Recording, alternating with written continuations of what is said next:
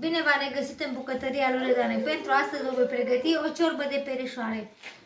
Pentru asta noi avem nevoie de ardei gras, ceapă, morcov, 3 ouă, smântână, 500 de grame de carne tocată, de pui, 3 linguri de orez, a meu e deja fiert, piper și ulei. Vom începe prima dată cu zarzavaturile prin a le căli. Vom turna uleiul.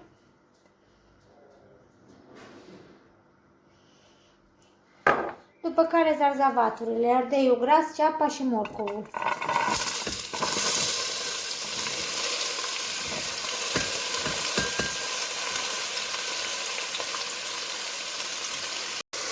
Când zarzavatul va fi călit, vom adăuga apa. Zarzavatul este gata. Uleiul a prins culoare. Acum vom adăuga apa.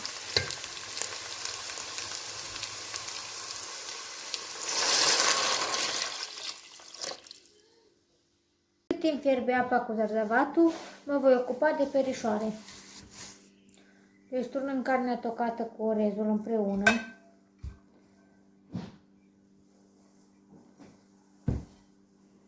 Vom pune un ou,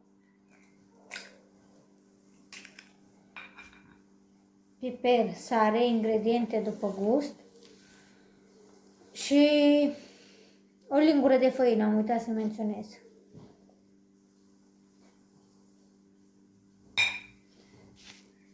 După ce am amestecat compoziția, îmi voi muia mâinile într-un bol cu apă, după ce mi le-am spălat bine, și le voi da forma. Cam aceasta este forma lor.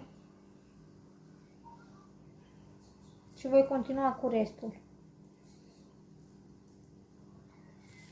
Perișoarele, cam așa ar trebui să arate.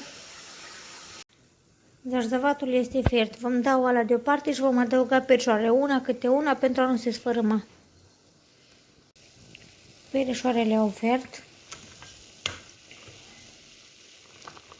Voi prepara smântâna cu oul și cu o lingură de făină.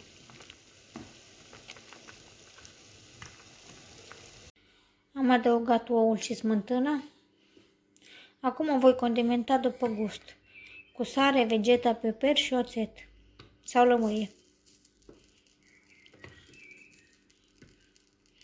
Am terminat și cu ciorba de perișoare. Pentru mai multe rețete vă aștept să vă abonați pe canalul meu de YouTube. Vă urez o poftă bună!